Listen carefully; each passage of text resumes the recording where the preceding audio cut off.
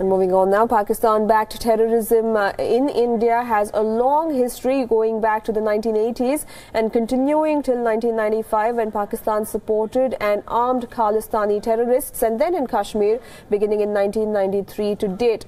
All told, 36 years and countless lives lost. Given that, it's a wonder why India did not pay Pakistan back in the same coin, perhaps in Balochistan, which Geo News once described as Pakistan's Kashmir. Recall also National Security Advisor Ajit Doval's comments in January 2015.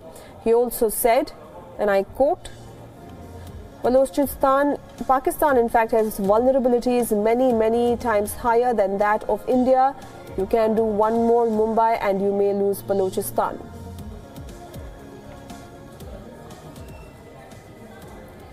Balochistan is Pakistan's biggest province with less than 10% of its population. It is also the richest in terms of resources, with around 105 trillion cubic feet of shale oil and natural gas. Reserves add to the 9 billion barrels of oil. These are estimates of the U.S. Energy Information Administration.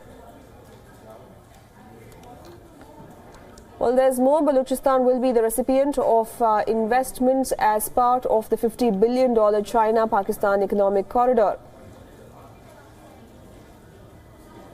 Well, Gwadar port sits at the mouth of the Gulf of Oman and Straits of Hormuz. It is a strategic link in China's plan to secure the flow of its energy supplies. From Gwadar, pipelines will move oil and gas all the way to China. Gwadar will be a naval base where Chinese Marines may be positioned. In the Las Bela district, China plans to build a spaceport to launch satellites. Well, one can also expect China to get involved in exploiting Balochistan's oil, gas and mineral reserves. Much of this remains largely untapped to date, but security is an issue with Chinese workers and nationals being attacked or kidnapped by Baloch insurgents.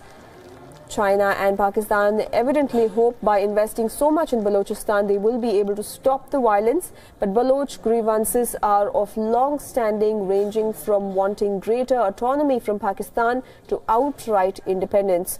Baloch feels cheated that their resources like natural gas are being siphoned out of their land to consumers in Sindh and Punjab. They feel angry over the use of their land for nuclear tests. The result is a long-running, albeit low-profile insurgency, which has ebbed and flowed since the 1950s, 60s and 70s, and may be taking on a new life now.